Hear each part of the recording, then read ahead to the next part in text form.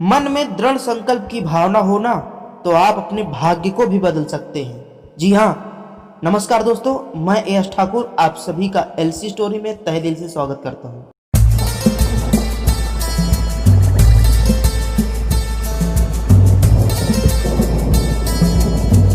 दोस्तों, आज की कहानी है एक अत्यंत मंदबुद्धि बालक की, जो अपने कुछ दोस्तों के साथ अपने गुरुवर से शिक्षा ग्रहण किया करता था।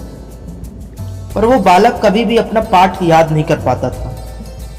इस कारण गुरुजी उसकी खूब पिटाई करते थे, लेकिन उस बालक पर उस पिटाई का कोई भी प्रभाव नहीं पड़ता था।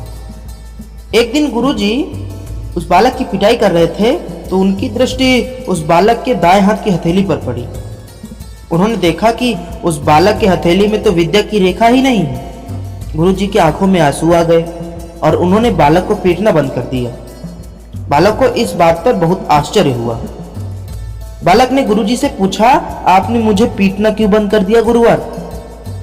आपकी आंखों में आंसू क्यों हैं? गुरुजी बोले, बेटा, मैं तुम्हें आज तक व्यर्थ ही पीटता रहा हूं। तुम्हारे हाथ में तो विद्या की रेखा ही नहीं है।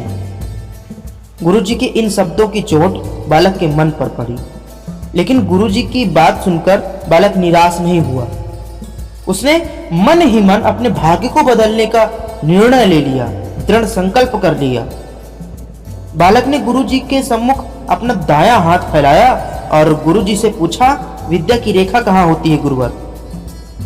गुरुजी ने बालक की हथेली पर विद्या की रेखा का स्थान बताया। बालक शीघ्र ही वहां से उठकर चला गया और गुरुजी के बताए गए स्थान पर एक नुकीले चाकू से अपने हाथ की हथेली पर विद्या की रेखा बना ली।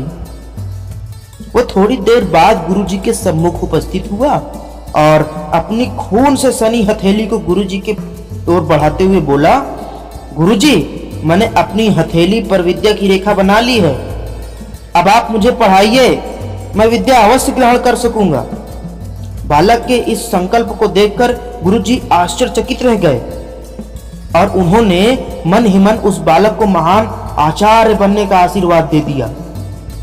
पता है डियर फ्रेंड्स, वो बालक कौन था? वो बालक था महान भाषा संस्कृत की व्याकरण करने वाले ऋषि पाणिनि, जिन्होंने संस्कृत भाषा को इतना सरल और सहज बना दिया। अगर दोस्तों मन में दृढ़ संकल्प की भावना हो तो हर कठिन से कठिन कार्य भी आसान हो जाता है। इसलिए अपने मन को दृढ़ संकल्प से बांध लीजिए। किसी भी कार्य को करने से पहले उसको दृढ़ संकल्प से बांधिए। अच्छा, चलता हूं, फिर मिलूंगा एक नए मोटिवेशन वीडियो के साथ यहीं एलसी स्टोरी पर। तब तक के लिए टेक केयर। धन्यवाद।